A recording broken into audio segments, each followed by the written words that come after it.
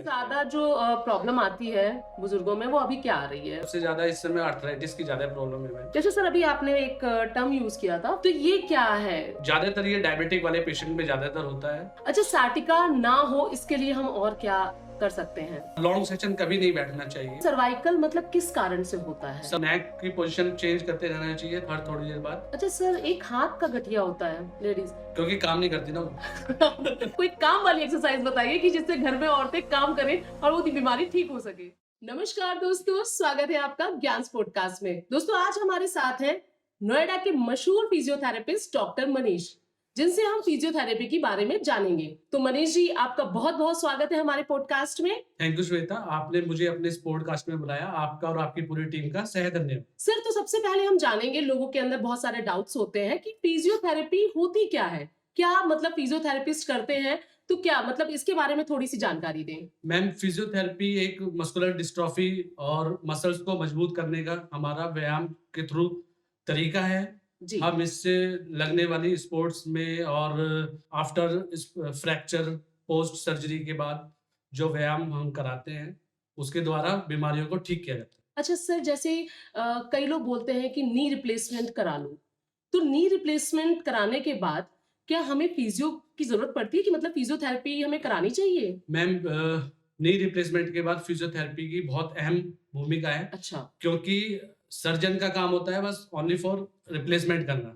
उसके बाद फिजियोथेरेपी को से हमें उसकी जो मसल्स हैं जी। उनको मजबूत करना, उनको चलने में सहयोग कराना ही फिजियोथेरेपी के द्वारा होता अच्छा, तो ये ऑर्थोपेडिक सर्जन जब नी रिप्लेस करते हैं तो उसके बाद का प्रोसेस आपका होता है? है। जी मैम। तो नी रिप्लेस के जो नी रिप्लेसमेंट है उसके बाद हमें क्या सावधानियां बरतनी चाहिए? नी रिप्लेसमेंट के बाद मैम हमें कभी भी ना देसी पॉट पे नहीं बैठना चाहिए। इंडियन अच्छा स्टाइल अच्छा। वाली जो पॉट होती है, अच्छा अच्छा। और अपने पैर को लगने से बचाना चाहिए, मतलब किसी कोने वगैरह में टच ना हो। अच्छा। ठीक है?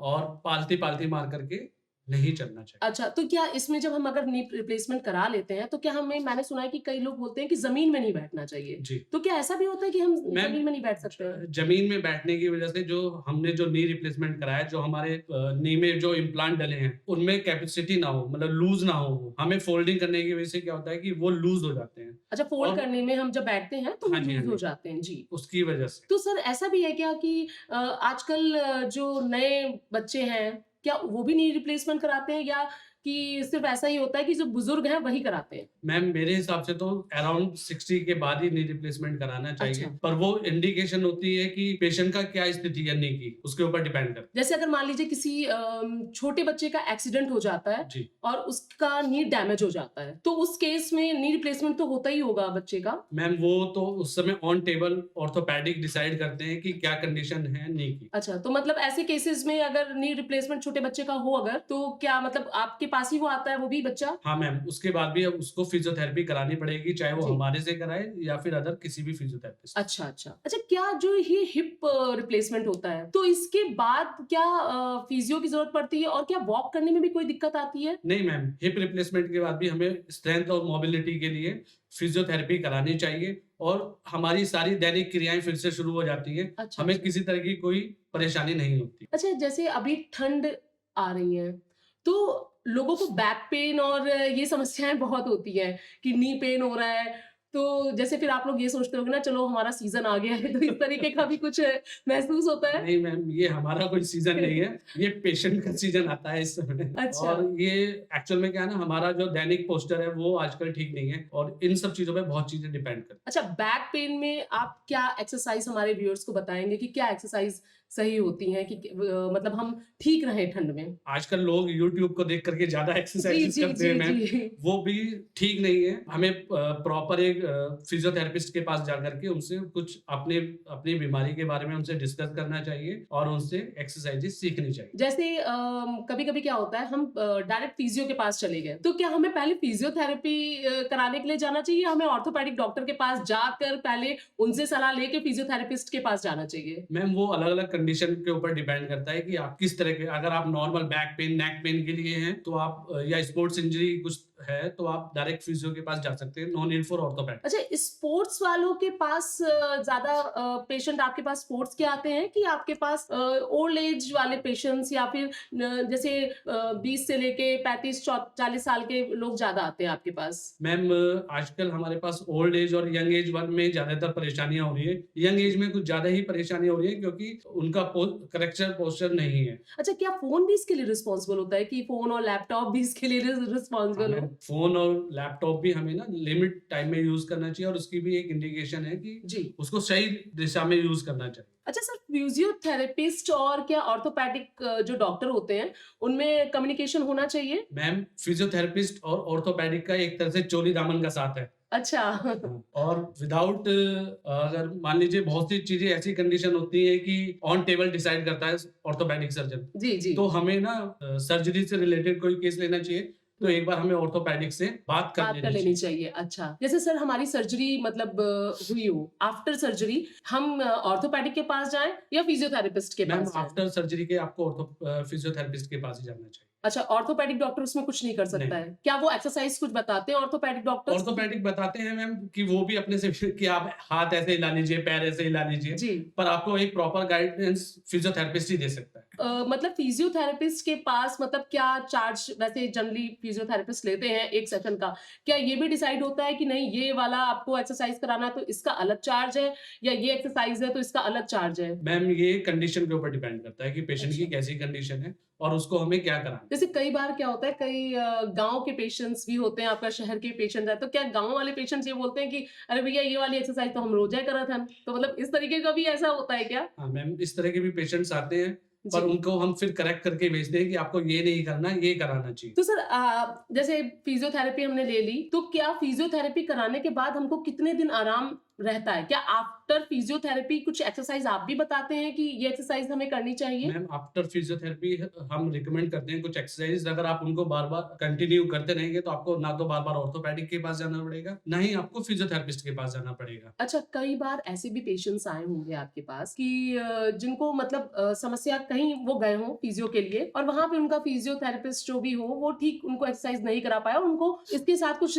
डिसएडवांटेजेस फेस करने पड़े हों, तो ऐसा कभी महसूस हुआ? कोई ऐसा पेशेंट आया आपके पास? हाँ मैम, इस तरह के पेशेंट्स भी हमारे पास आते रहते हैं, पर उसमें ना उस समय पेशेंट की क्या कंडीशन थी और इस समय पेशेंट की क्या कंडीशन है, डिपेंड ऑन कंडीशन। तो क्या फिजियोथेरेपी कराने के बाद कोई रिस्क भी होता है कि नो नहीं? मैम, कोई रिस्क नहीं होता अच्छा। क्योंकि इसमें कोई इस फिजियोथेरेपी के कोई साइड इफेक्ट नहीं है, जी। बल्कि फिजियोथेरेपी तो आपकी मसल को इम्प्रूव करने में, आपकी स्ट्रेंथ पावर लाने में काम करती ये फिजियोथेरेपी कितने प्रकार की होती है? है। थेरेपी के 6 टाइप की होती है: स्पोर्ट्स फिजियोथेरेपी, ऑर्थो फिजियोथेरेपी, पैडिया, गायनी और न्यूरो एंड कार्डियो। अच्छा, गायने भी होती है? जी मैम, अच्छा, गायनी तो भी। क्या आप विस्तार पूर्वक थोड़ा सा हमारे व्यूअर्स को बताएंगे कि किस फिजियोथेरेपी में किसको दिखाना चाहिए? अगर आपको स्पोर्ट्स से रिलेटेड कुछ इश्यू है तो आप उसको स्पोर्ट्स एंड ऑर्थो एंड दोनों को न्यूरो दिखाएं। को दिखा सकते हो। बस स्पेसिफिक कुछ मूवमेंट्स होती है कि उनको फिजिकली कुछ इश्यूज रहते हैं तो वो गायनी अच्छा। फिजियो से मिले तो ज्यादा बेटर है। अच्छा, तो गायने फिजियो अलग होती हैं? जी मैम। ये कहाँ पे मतलब हमको मिलेंगी? नहीं, ये सब हॉस्पिटल्स में आर अवेलेबल। और जैसे आपने बोला अभी अभी 6 तरीके की आपने फिजियोथेरेपी बताई हमको, तो 2 तो आपने बता दी कि गायने वाली तो आप गायने से मिलिए और स्पोर्ट्स वाली। बाकी की जो फिजियो होती है वो उनके बारे में थोड़ा सा प्रकाश डालिए। न्यूरो एंड ऑर्थो मतलब जी। एक फिजियोथेरेपिस्ट जो जनरल फिजियोथेरेपिस्ट है वो सारी ही चीजों पे कवर कर लेता है। जी। न्यूरो को भी कवर कर लेगा, वो आपके ऑर्थो को भी कवर कर लेगा। तो ऐसा कुछ स्पेसिफिक नहीं है कि ये कुछ डिसऑर्डर आप में न्यूरो डिसऑर्डर है तो आप स्पेसिफिक न्यूरो फिजियोथेरेपिस्ट के पास ही जाइए। तो सर न्यूरो का आपने नाम लिया, तो न्यूरो में तो कई पेशेंट ऐसे भी आते हैं जो कोमा में हैं। उस केस में आप लोग कैसे मतलब पेशेंट को हैंडल करते हैं? मैम जो पेशेंट कोमा में है हम उसकी स्ट्रेंथ पे काम करते हैं, उसकी अच्छा। मसल्स पे काम करते हैं। क्योंकि वो तो कुछ बोल भी नहीं सकते हाँ हैं मैम, वो कुछ नहीं बोल पाते, वो तो अनकॉन्शियस पेशेंट्स रहते हैं। उनको सो महसूस होता होगा दर्द और ये वो? महसूस होता है जी। पर वो जाहिर नहीं कर पाते। ज़ाहिर नहीं कर पाए। तो ऐसे पेशेंट के साथ आपको डिफ़िकल्ट मतलब हाँ मैम, काफ़ी डिफ़िकल्ट होता है क्योंकि उनको क्योंकि वो कुछ बता नहीं पाते कि किस कंडीशन में उनको पेन हो रहा है, कहाँ पर पेन हो रहा है, जी,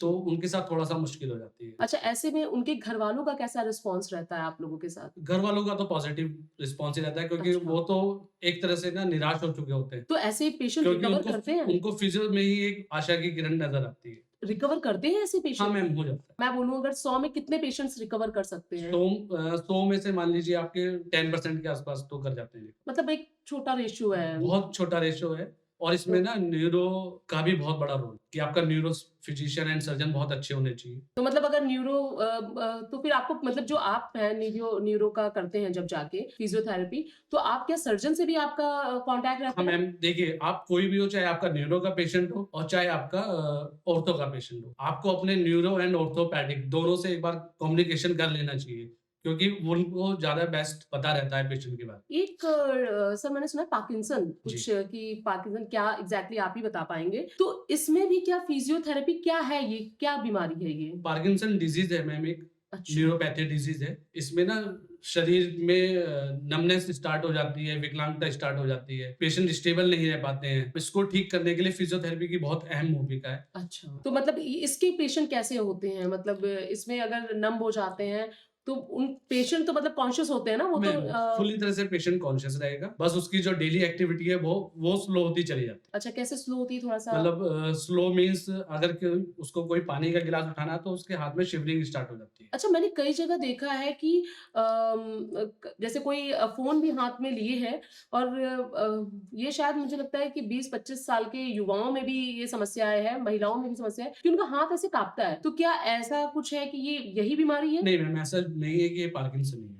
अच्छा, तो ये बीमारी क्या इसको प्रॉपर डायग्नोज करने के लिए आपको न्यूरो अच्छा, फिजिशियन से अच्छा, कंसल्ट न्यूरो करना। फिजिशियन से मिलना पड़ेगा। जी। और सर आपके इसमें जैसे कई बार किसी-किसी का चेस्ट फिजियोथेरेपी मैंने एक टर्म सुना है। तो ये इसमें आप कैसे मतलब हेल्प करते हो पेशेंट की? मैम ज्यादातर ये सीओपीडी के केस में होता है। सीओपीडी मीन्स जो पेशेंट बेड रिडन पेशेंट रहते हैं। अच्छा, ठीक है, बेड मतलब वो रिडन बेड पे पूरी तरीके से लेटे हुए हैं। ये हाँ, एक्सीडेंट के केस में ज़्यादा मैं एक्सीडेंट हो जाते हैं या फिर कुछ लंग से रिलेटेड इश्यूज हैं पेशेंट अच्छा, को, अच्छा। काफी टाइम से वो बेड रिडन है, वो नहीं चल पा रहे हैं, तो हाँ, उसकी हाँ। वजह से क्या है, क्या उनका स्प्यूटम मतलब बलगम वो जमा रह जाता है। अच्छा, तो हम फिजियोथेरेपी से उस बलगम को टुकड़ों के सहारे निकलवाते तो वो मतलब जैसे क्या ये इसके लिए फिजिशियन के पास नहीं जाते हैं क्या? क्योंकि हैं। बलगम वाली जो समस्याएँ हैं मैम ये अक्सर एंटीबायोटिक से तो वो सूख जाएगा, अच्छा। पर हमको उसको बाहर निकालना है। अच्छा, अगर वो सूख जाएगा बॉडी में तो वो क्या रिएक्शन करेगा? संक्रमण मतलब एक तरह का इन्फेक्शन ही ज्यादा फैलेगा अच्छा, फिर। इन्फेक्शन फैला देगा बॉडी में और शायद बॉडी खराब भी हो जाए जी बाद जी में। जी तो ये जो आपने बताया कि चेस्ट फिजियोथेरेपी से जी।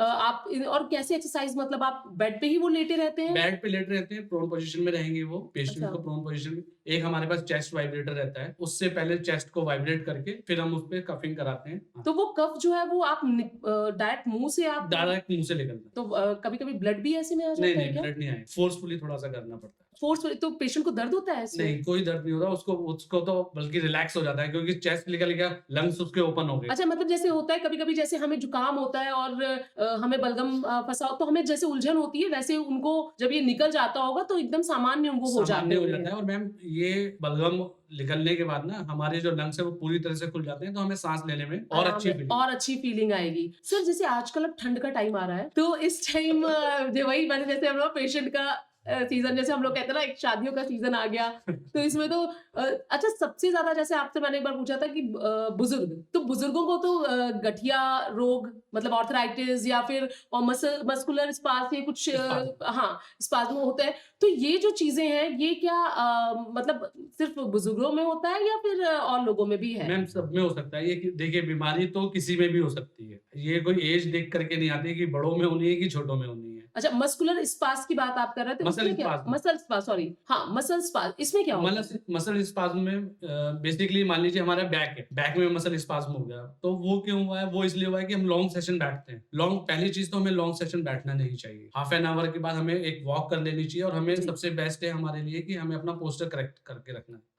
अगर मान लीजिए मसल स्पाज़ ये काफ़ी दिनों तक चलता है, कई लोग नहीं जानते हैं कि वो बोलते हैं हमारी नस चढ़ गई है। जी मैम। तो वो जल्दी डॉक्टर के पास या फिर फिजियोथेरेपी नहीं कराने जाते हैं और डॉक्टर के पास भी जाएँ तो शायद वो दवा देके उनका थोड़ा दर्द कम कर सकते हैं। क्या आपकी समझ में कि किस दर्द में हमें कब जाना चाहिए? मैम किस दर्द में कब जाना चाहिए, आपने बहुत अच्छा सवाल पूछा। ऐसा है कि अगर हमारी कंडीशन हमें लग रहा है कि ऑर्थोपेडिक के पास जाने के बाद भी दवाइयाँ लेते हैं तो आराम मिल जाता है, फिर आराम जी। नहीं मिल पा रहा, जी। तो आप इसमें ना हमारे पास फिजियोथेरेपिस्ट के पास जा सकते हो। तो वो कुछ मॉडलिटीज़ मशीनों से थोड़ा-सा आपकी जो मसल्स हैं उनको रिलैक्स करके आपको कुछ कोर स्ट्रेंथनिंग एक्सरसाइजेज बता करके जी। वो आपकी इस समस्या को दूर कर सकते ये एक मैंने ये चीज़ सुनी है कि आपकी जो नस चढ़ जाने वाली मैंने बात कही है, तो नसों को शांत शांत करने के लिए मतलब कोई एक दवा खा लीजिए तो थोड़े टाइम तक आपको आराम मिल जाएगा। क्या हमें सबसे पहले इस चीज़ के लिए ऑर्थोपेडिक के पास जाना चाहिए या पहले हमें फिजियोथेरेपिस्ट से ही मैम कॉन्टैक्ट ऐसा करना कुछ नहीं है, चाहिए? अगर आपको कुछ इस तरह का इश्यूज है तो आप डायरेक्ट फिजियो को भी दिखा सकते ये नहीं है कि हमें ऑर्थोपेडिक से पहले हाँ। प्रिस्क्रिप्शन ला के फिर फिजियो के पास जाके, ऐसा नहीं है। ये अभी ना मैम पूरी तरह से फिजियो के लिए ना लोगों में अवेयरनेस नहीं है। अच्छा। लोग सोचते हैं कि लोगों को दवाइयाँ खाना ज़्यादा पसंद है, जी, ना जी। कि व्यायाम करना। जी, और जी। फिजियोथेरेपी का मेन पार्ट है एक्सरसाइजेस कराना। तो मतलब सबसे पहले ये जान लीजिए कि फिजियोथेरेपिस्ट के जाने के पास ऐसा नहीं है कि आप ऑर्थोपेडिक डॉक्टर के पास पहले जाएं और बाद में आपको अगर कोई दिक्कत आ रही है तो आप वहां जाके, अगर उन्हें लगता है कि नहीं ये हमारे बस का नहीं है, पहले आप ऑर्थोपेडिक डॉक्टर को दिखाएं तो वो खुद ही आपको सजेस्ट कर देंगे। जी। अच्छा सर, जैसे मैंने बुजुर्गों का नाम लिया तो कुछ लोगों के यहाँ आप घर पे भी सेशन देने जाते होंगे, जी। उनको एक्सरसाइज कराने के लिए आप अपने असिस्टेंट्स को भेजते होंगे, तो क्या कभी कोई बुजुर्ग ऐसा भी मिला है जो थोड़ा सा गुस्सैल प्रकृति का हो? मैम इसमें तो ज़्यादातर गुस्सैल ही मिलते हैं। अच्छा। पर ये है कि आपको पोलाइट होना बहुत ज़रूरी है पेशेंट के साथ, अच्छा। क्योंकि ऑलरेडी पेशेंट बहुत परेशान है। उसके साथ जितना प्रेम से आप प्रेम से बात कर सकते हैं। तो उतना आपके लिए सबसे बेस्ट है। ज़्यादा जो प्रॉब्लम आती है बुजुर्गों में वो अभी क्या आ रही है? सबसे ज़्यादा जो प्रॉब्लम आ रही है, सबसे ज़्यादा इस समय आर्थराइटिस की ज़्यादा प्रॉब्लम है मैम। जैसे घुटनों का दर्द हो जी, गया, जी, फ्रोजन जी। शोल्डर हो गया, जी, जी। इस तरह की बीमारियाँ, बैक पेन हो गया, नेक पेन हो गया, ये सब आजकल कॉमन भी है। तो इसमें जैसे आपके यहाँ जो बुजुर्ग आते हैं या नई एज के भी लोग आते हैं, तो सबसे पहले आप उनके लिए क्या बोलना चाहेंगे कि क्या मतलब अगर मान लीजिए हम फिजियोथेरेपिस्ट के पास तुरंत नहीं जा पाए तो उनके लिए हम क्या एक्सरसाइज घर पे ही कुछ ठीक करने के लिए कैसे कर सकते हैं? अगर वो हमारे पास नहीं आ पा रहे हैं तो आजकल यूट्यूब बहुत बड़ा माध्यम है। जी। उसमें कोर स्ट्रेंथनिंग एक्सरसाइजेस वगैरह आप सीखिए जी। और अपनी मसल्स को मजबूत करिए। तो मतलब इस तरीके से हम कर सकते हैं। अगर हम तुरंत जैसे मान लीजिए किसी का रात में हुआ और सुबह वो नहीं आ पाया तो वो घर में ऐसे एक्सरसाइज थोड़ी सी करके लाइट तुरंत एक्सरसाइजेस करके उसको ठीक कर सकता है। अगर नहीं ठीक हो रहा तो नियर अबाउट कोई भी फिजियो में जा सकते हैं। जैसे सर अभी आपने एक टर्म यूज किया था फ्रोजन जी। शोल्डर, हाँ, तो ये क्या है?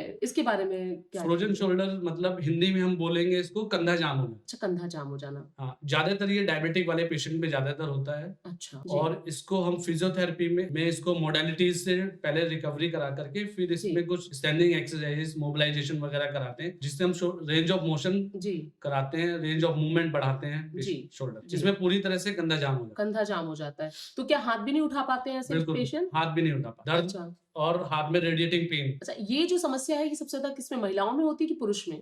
ये सबसे ज़्यादा पुरुषों में। तो मतलब फ्रोजन शोल्डर जो आपके पास जितने भी पेशेंट आए हैं वो इसी के आए जी। हैं कि पुरुष ज्यादा आए हैं? पुरुष। तो वो इसलिए कि लैपटॉप पे वर्क करते हैं या फिर ऐसे मैम, कि कुछ घर में तो- काम नहीं करते हैं? ये समझ लीजिए घर में महिलाओं का हाथ नहीं बटाते। तो पुरुष महिलाओं का हाथ बटाए तो फ्रोजन जो शोल्डर है वो ठीक हो सकता है और आपको फिजियोथेरेपिस्ट के पास जाने की नौबत नहीं आएगी। तो कुछ महिलाओं में भी ये चीज होती है, हाँ मैम, ये महिलाओं में भी मिल सकता है। तो वो ऐसा- घर में काम नहीं करती है। जी। अच्छा सर, पोस्ट फ्रैक्चर जो होता है उसके बाद भी हम क्या फिजियोथेरेपी? कि मैम उसके बाद भी फिजियोथेरेपी का बहुत अहम जी। रोल है। उसके बाद ना पैर, मान लीजिए हमारा पैर का फ्रैक्चर हो, तो पैर में स्ट्रेंथ लाना है, मोबिलिटी लानी है, पेशेंट को खड़ा करना है, वॉक करानी है, जी। ये सब फिजियोथेरेपी पे ही डिपेंड। जैसे आपके यहाँ तो कई सारे ऐसे भी पेशेंट्स आते होंगे जो बोल नहीं सकते, उनकी शायद आवाज चली जाती है, एक्सीडेंट हो गया हो या इस तरीके से, और बहुत ही लाचार होते हैं, तो उनको आप लोग कैसे डील करते हो? मैम उनके साथ थोड़ा कम्युनिकेशन स्किल में तो हमें दिक्कत होती है, पर मतलब उनके फेस एक्सप्रेशन से ही हमें उसमें समझना पड़ता है। हम बात कर रहे थे पोस्ट फ्रैक्चर की, तो उसमें हमें मतलब क्या चीजें हैं जो हमें जरूरत होती हैं और फिजियो इसके लिए कैसे हमें हेल्प कर सकता है?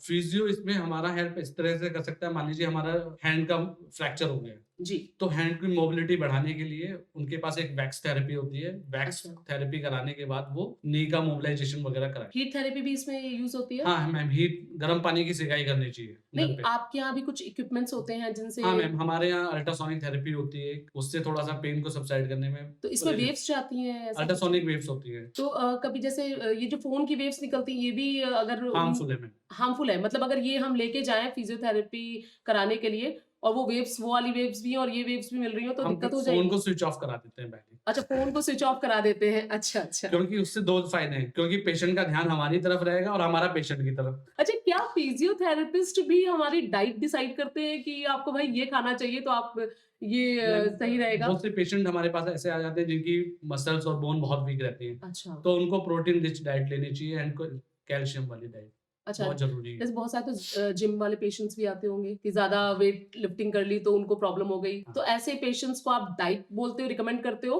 कि आप बोलते हो कि अभी जिम थोड़े दिन ब्रेक मैम लगाइए? उनको जिम ब्रेक करनी अच्छा सर, एक क्वेश्चन मेरे दिमाग में अभी जिम की ही बात चल रही है, तो क्वेश्चन ये है कि जिम कब स्टार्ट करना चाहिए? मतलब कोई एज होती होगी, क्योंकि आजकल क्या है कि 10-11 साल के लड़के भी हैं, वो भी चाहते हैं कि भाई उनको भी बॉडी बनानी है। तो ऐसा कौन से ईयर से वो जा सकते हैं, कब से वो जाएँ जिससे उनकी ग्रोथ ना रुके? मैम कम से कम 18 साल से नीचे के बच्चों को जिम नहीं करना चाहिए, उनकी टोन अप रुक जाती है। अच्छा। मतलब हाइट और वेट जी, मसल्स ग्रोथ नहीं कर पाती है। कम से कम 18 साल से ऊपर के बच्चों को जाना चाहिए। पर हाँ, मैं आपको इसमें एक चीज़ और बताना चाहूँगा। जी सर। आजकल जिम वाले जो है ना, ये सब प्रोटीन बच्चे जाते हैं तो उनको जी सर, सर। प्रोटीन दे दिए और ये इससे स्टेरॉइड्स कहते हैं और बॉडी बनती है। बॉडी बनती है। जी, ये जी। सब चीज़ें विदाउट डायटीशियन के जी, या डॉक्टर के सलाह के नहीं लेना चाहिए। अच्छा तो इनके हार्म भी बहुत ज़्यादा। अच्छा, मतलब ये आप कह रहे हैं कि जो जिम वाले जो ट्रेनर्स हैं वो डाइट देते हैं कि भाई ये प्रोटीन पाउडर पी लो और हाँ, ये हाँ, चीज़ हाँ, खाओ, तो ये जी। चीज़ें नहीं करनी जी, चाहिए। नहीं करनी इसके हार्मफुल इफेक्ट्स पड़ते चाहिए। हैं। बहुत इफ़ेक्ट पड़ते हैं। अच्छा, क्या सर मतलब क्या बॉडी खराब हो जाती है या फिर कुछ दिनों बाद खराब होती है कि स्टार्टिंग से ही उनका खराब होना स्टार्ट हो जाता नहीं, है? नहीं, कुछ टाइम बाद। ये अच्छा। हमारे किडनी हुआ, लीवर हुआ, इन सब पे बहुत इम्पैक्ट आता है। तो विदाउट डायटीशियन के नहीं लेना चाहिए। अच्छा, विदाउट डायटीशियन के हमें और ये कम से सारी कम 18 साल से नीचे के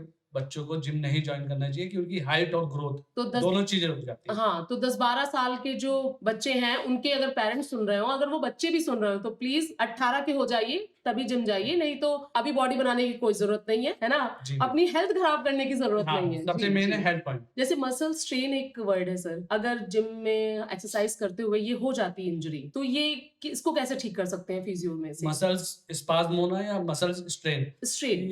ये मतलब इसको हम हिंदी में बोलेंगे कि हमारी मसल्स में खिंचाव हो गया, ठीक है? इसको हम फिजियोथेरेपी में पहले तो इसको इलेक्ट्रोथेरेपी के थ्रू हम ठीक करेंगे और उसके बाद कुछ एक्सरसाइजेस उनको रिकमेंड करते हैं कि वो थोड़ा टाइम कंटिन्यू करें, कि जिससे उनकी जो मसल्स हैं वो फिर से ग्रोथ करें, जी। मजबूत हो। जब उनकी मसल्स मजबूत हो जाएंगी तो वो फिर से अपना डेली एक्टिविटी कर सकते हैं। अच्छा सर, सबसे ज्यादा जिम में जैसे जब बच्चे जाते हैं तो उनको सबसे ज्यादा किन मुश्किलों का मतलब सबसे ज्यादा किस एक्सरसाइज से उनको चोटों का सामना करना पड़ता है? सबसे ज्यादा मैम वेट लिफ्टिंग वाली अच्छा, वेट एक्सरसाइजेस। लिफ्टिंग। तो कितना वेट मतलब अगर मान लीजिए 18 साल का एक लड़का एक्सरसाइज कर रहा है तो उसको कितना वेट मैम उठाना हमेशा चाहिए? एक बात समझ लीजिए, अगर आपको अपनी बॉडी को लाइट अप रखना है जी, तो लाइट एक्सरसाइजेस करिए डेली एक्टिविटी के लिए। Light light exercise. एक्सरसाइजेस करेंगे तो हमेशा आपकी बॉडी सुडौल रहेगी, फ्लेक्सिबल रहेगी। क्योंकि आजकल हर और किसी को आजकल हमें क्या है कि हमें बॉडी बनानी है, जी हाँ, बॉडी बनानी है। जी, ठीक है? जी, जी। बॉडी बनाने के लिए हमेशा ना हैवी वेट एक्सरसाइजेस होती हैं, तो वो उनके लिए है जो प्रोफेशनली यूज हो। अगर हमें अपना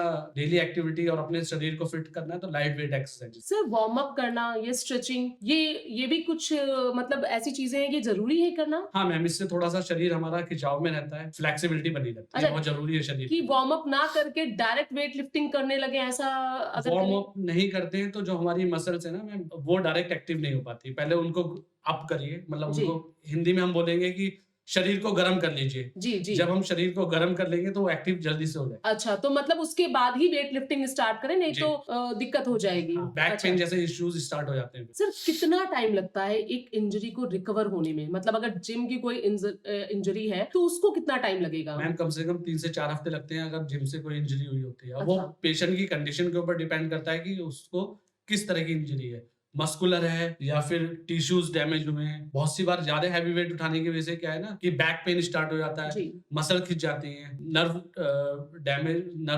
टिश्यूज डैमेज हो जाते हैं। अच्छा, अच्छा। तो मतलब इसके लिए हमें ऑर्थोपेडिक डॉक्टर के पास जाना चाहिए, फिजियोथेरेपिस्ट के पास डायरेक्ट आके हम ठीक करा सकते हैं? आजकल जिम बहुत एडवांस है तो वहाँ भी फिजियोथेरेपिस्ट रहते हैं। अच्छा, जिम में भी फिजियोथेरेपिस्ट रहते हैं? जी, जी। अच्छे जो जिम है जी, सब जी। में आपको फिजियोथेरेपिस्ट मिलेंगे। अच्छा, तो आप तो उनसे भी मिल सकते हो। अगर अच्छा। उन नहीं कर पाते हैं तो फिर आप ऑर्थोपेड। अच्छा, जिम की इंजरीज से बचने के लिए हम क्या मतलब कैसे पोस्चर ठीक रखें या क्या एक्सरसाइज करें कि हमारा मतलब हमें फिजियोथेरेपिस्ट या ऑर्थोपेडिक डॉक्टर के पास ना जाना पड़े? मैं फिर से एक चीज अपनी दोहराना चाहूंगा, लाइट वेटेड एक्सरसाइजेस करिए, जी। हमेशा फिट रहेंगे, ना ही ऑर्थोपेडिक और ना ही डॉक्टर्स के चक्कर काटने में। अच्छा, क्या कोई पर्टिकुलर वो होता है कि एक्सरसाइज होती है या इक्विपमेंट होता है जिससे ज्यादा इंजरीज होती हैं? मैम ज्यादातर वेट लिफ्टिंग की वजह से इंजरीज होती है। अच्छा, तो इसके लिए आप फिर वेट लिफ्टिंग जैसे अगर आपको वेट लिफ्टिंग करनी है तो आप जिम में जाएंगे तो उनके पास एक वेट लिफ्ट बेल्ट होती है, आप जरूर उसको बैक पे बांधिए, फिर उसके बाद आप वेट लिफ्टिंग करिए। अच्छा सर, मैंने सुना है चिक चली गई, मतलब बैक में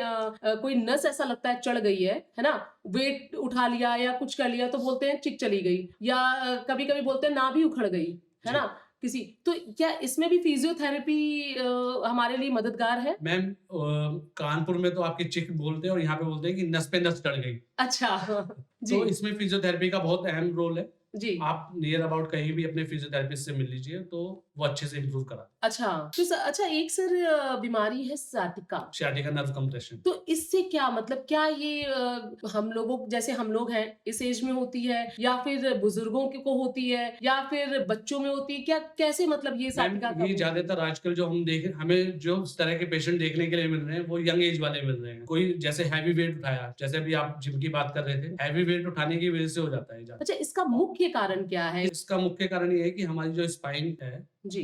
L4 L5 नर्व कंप्रेशन हो जाता है, डिस्क बल्ज हो जाती है बोलते हैं। अच्छा अच्छा, उसकी वजह से ये रेडिएट करता है हमारी थाइस वगैरह, तो यही सियाटिका नर्व कंप्रेशन। इसमें सुना है मैंने दर्द बहुत होता है, क्या हाँ मैम, ऐसा भी है? बहुत पेनफुल रहता है हाँ। और इसको रिकवर होने में भी काफी टाइम लग जाता है। वो भी पेशेंट की कंडीशन के ऊपर डिपेंड करता है कि उसकी कैसी कंडीशन। जैसे आपने बताया कि अभी मतलब यंग एडल्ट्स को भी ये होता है, तो यंग एडल्ट्स मतलब कितनी एज से ये स्टार्ट होता है? मतलब मान लीजिए 20 के अराउंड से स्टार्ट हो जाता है, क्योंकि हैवी वेट ज्यादातर वही लोग उठाते हैं, बुजुर्ग लोग तो उठाते नहीं जी है। जी जी जी। तो बट मैंने मैं- बुजुर्गों में ज्यादा ये समस्या देखी है कि जैसे ठंड अभी आ रही है तो ठंड में ये बढ़ जाती है, तो इसमें क्या मतलब, ये कैसे मतलब ठीक हो सकता है? मैम जरूरी नहीं है कि सभी की सियाटिक नर्व कंप्रेशन अच्छा है ना, बहुत से पेशेंट ऐसे होते हैं जिनको मसल स्पाज्म हो जाता है, ज्यादा लॉन्ग सेशन बैठने की वजह से हो जाता है। अच्छा ठीक है, तो फिजियोथेरेपी के थ्रू हम इसको ठीक कर सकते अच्छा, हैं। फिजियोथेरेपी इसमें जरूरी नहीं है कि कोई हम मेडिकेशन दें। अच्छा, क्या ये एकदम ठीक हो सकता है हाँ, फिजियोथेरेपी पूरी से? तरह से ठीक हो सकता है। हाँ, इसमें हम ना पूर्ण रूप से एक्सरसाइजेस करके अपने शरीर को फिर से ठीक कर सकते हैं, कोई issue। अच्छा, मतलब जैसे लोगों का कहना है कि साटिका ठीक नहीं हो सकता है, ये हमेशा जीवन पर्यंत चलेगा, बट ऐसा नहीं है, साटिका ठीक हो सकता है आपके हिसाब से साटिका मैम को? सियाटिका पूर्ण रूप से ठीक हो सकता है, पर हमें अपने थोड़ा सा बॉडी पोस्चर को ठीक रखना चाहिए और मसल स्ट्रेनिंग एक्सरसाइजेस पे ध्यान देना चाहिए। अच्छा, मतलब फिजियोथेरेपी के द्वारा हम साटिका को ठीक कर सकते हैं। बिल्कुल बिल्कुल। पर मैंने सर सुना है कि मतलब इसका ऑपरेशन भी होता है, क्या ये भी है? मैम वो अगर इसमें एक लेवल होता है, जी डीजनरेटिव लेवल्स बोलते हैं, अगर वो हमारा बढ़ जाता है 10 mm का रहता है, जी अगर वो 10 mm से कम है जी। तो वो डिसाइड करता है न्यूरो सर्जन के ऊपर अच्छा, या ऑर्थोपेडिक्स जिसके पास भी जिसके आप पास हम जा पाए। हाँ। अच्छा सर, ये जो आपने साटिका का बताया है, तो साटिका में कई लोगों ने मतलब उपचार, जैसे आयुर्वेदिक उपचार भी होते हैं, सब चीजें, तो मैंने मतलब पत्थर पैरों में बांध कर भी लोगों का, क्या ये फिजियो में भी ऐसा होता है कि पत्थर पैरों में बांधे जाते नहीं हैं? मैम, ऐसा कोई फिजियो में कोई ऐसी टेक्निक नहीं है कि जी पैरों में पत्थर बांध के उसको खींचा जाए। जी जी, तो मतलब ये गलत है, अगर गलत कोई है, इस ये तरीके गलत से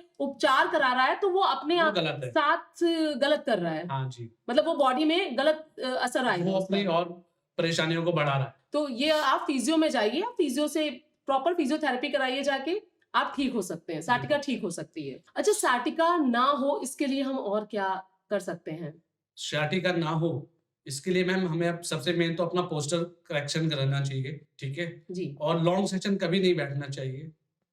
लॉन्ग सेशन मीन्स अगर हम कहीं बैठे हुए हैं तो 1 घंटा 1.5 घंटा बैठने के बाद हमें थोड़ा सा वॉक कर लेना अच्छा, चाहिए। लेट सकते हैं, मतलब आराम कर सकते हैं, हाँ, बट क्योंकि बैठना नहीं। एक्चुअल में क्या है ना, ये हमेशा हमारी जो मसल्स हैं वो वीक होने की वजह से होता है। अगर सर जैसे एक क्रोनिक साटिका होता है, तो उस टर्म में क्या कर सकते हैं? क्रोनिक सियाटिका में भी मैम हम इसको ना फिजियो के थ्रू ठीक कर सकते हैं। अच्छा, फिजियो की तरह ये होता है, मतलब ये होता क्यों है सर? ये लॉन्ग टर्म जाता है कि मतलब ठीक हो सकता नहीं है? मैम, पूरी तरह से ठीक हो जाता है, पर इसमें पेशेंट की को मेन रोल पेशेंट का है। कैसा मतलब ये सर्जरी के द्वारा ठीक नहीं, होगा? नहीं एक्सरसाइजेस के थ्रू ठीक हो सकता है। अच्छा, सर्जरी के द्वारा नहीं, एक्सरसाइज के द्वारा हम ठीक कर क्रोनिक सकते हैं। क्रोनिक माने बहुत ज़्यादा। बहुत ज़्यादा है। पहले उसको हम मोडालिटी से पहले उनकी मसल्स को रिलैक्स करेंगे। अच्छा, शांत मोडालिटीज़ करते मीन्स हैं। मशीनें भी होती हैं, कुछ फिजियोथेरेपी में अच्छा, अच्छा। इक्विपमेंट्स भी होते हैं। जी, उनके थ्रू पहले मसल्स को रिलैक्स करके जी। फिर एक्सरसाइजेस वगैरह स्टार्ट करा करके उनको पूर्ण रूप से इस बीमारी से छुटकारा दिला सकते हैं। अच्छा, जैसे एक सर्वाइकल एक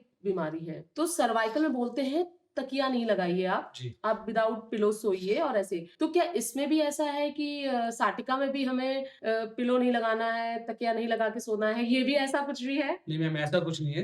जी। आप लाइट पिलो यूज़ कर सकते हैं। लाइट पिलो के थ्रू आप अपना सर्वाइकल भी ठीक कर सकते तो सर्वाइकल मतलब किस कारण से होता हैं। है? सर्वाइकल मैम ज़्यादातर आजकल तो मेन कारण इसका फ़ोन है। जी। फ़ोन का चलाना बहुत ही हार्मफुल है हम लोगों के लिए। अच्छा, अच्छा। ज़्यादा देर फ़ोन नहीं चलाना चाहिए और हमारा बीच-बीच में हमें नेक की पोज़ीशन अपनी चेंज करते जी, रहना चाहिए। जी। एक पोज़ीशन में नेक रखनी, ज़्यादातर फ़ोन चलाते हैं तो नेक बैंड ही रहती है, ठीक है? तो नेक की पोज़ीशन चेंज करते रहना चाहिए हर थोड़ी देर बाद, तो ये पूर्ण रूप से ठीक भी हो सकता है सर्वाइकल। सर जैसे आपने बोला सर्वाइकल, तो ये अभी लोगों में ज़्यादा पाया जा रहा है कि अब जो ये एडल्ट हैं लोग जो उस उनमें ज़्यादा पाया जा रहा है कि औरतों में है ज़्यादा कि आदमियों में ज़्यादा पाया जा रहा है, ये कि सब में पाया जा रहा मैम है? ये बताना बड़ा मुश्किल है क्योंकि आजकल यंग एज वाले में भी है, हाँ। औरतों में भी है। अच्छा। मतलब ऐसा कोई वो नहीं है कि हाँ, एक तरह के एक पेशेंट हो, तरह के मतलब ऐसा नहीं कि यंग एडल्ट्स में ही है ना? सब में मिल रहा है। सब में मिल रहा है। बच्चों में भी मिल रहा है क्या ये सर्वाइकल का? बच्चे भी इस तरह से हार्मफुल हो रहे हैं क्योंकि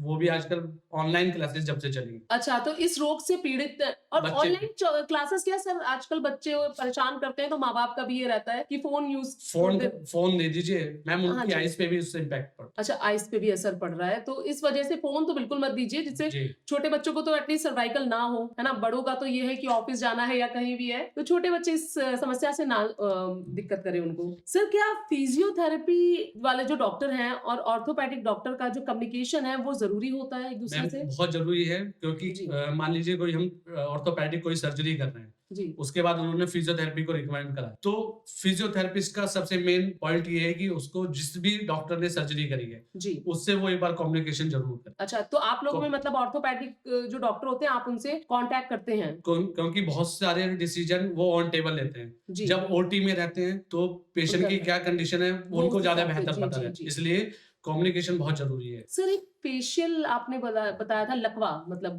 फेशियल के लिए आप बोल रहे थे कि फेशियल पैरालिसिस हो जाता है, तो वो फेशियल पैरालिसिस क्या होता है? फेशियल पैरालिसिस को हम हिंदी में अच्छा। चेहरे का लकवा हो जाना, हाँ। चेहरे का लटक जाना। इसमें आप मतलब फिजियोथेरेपी के थ्रू हमारी हेल्प हो सकती है? फिजियोथेरेपी में मैम इसमें एक मॉडलिटी यूज़ करते हैं मसल स्टिमुलेटर। पहले हम मसल स्टिमुलेटर यूज़ करते हैं पेशेंट के ऊपर, उसकी जो मसल्स जो डैमेज हुई हैं उनको इम्प्रूव करते हैं। फिर कुछ फेशियल नर्व एक्सरसाइजेज़ होती है, उससे उनकी मसल्स में नर्व को स्ट्रेंथ लाते हैं, अच्छा। मजबूत करते हैं। तो ये पूर्ण रूप से ठीक हो सकता है, इसमें कोई घबराने वाली बात अच्छा सर, एक हाथ का गठिया होता है, ठीक है? तो उस हाथ के गठिए में क्या मतलब चीज़ें होती हैं जो हमें नहीं करनी चाहिए और करनी चाहिए? हाथ का गठिया मीन्स रूमेटॉइड आर्थराइटिस। तो इसमें मतलब क्या होता क्या है ये? और इसमें हमें क्या-क्या रूमेटॉइड सावधानियाँ बरतनी आर्थराइटिस में चाहिए? मैम हमारे जो छोटे जॉइंट्स होते हैं, जी। वो इंक्लूड होते हैं। तो बेसिकली लेडीज़ों में ज़्यादा होता है, लेडीज़ क्योंकि काम नहीं करती ना वो।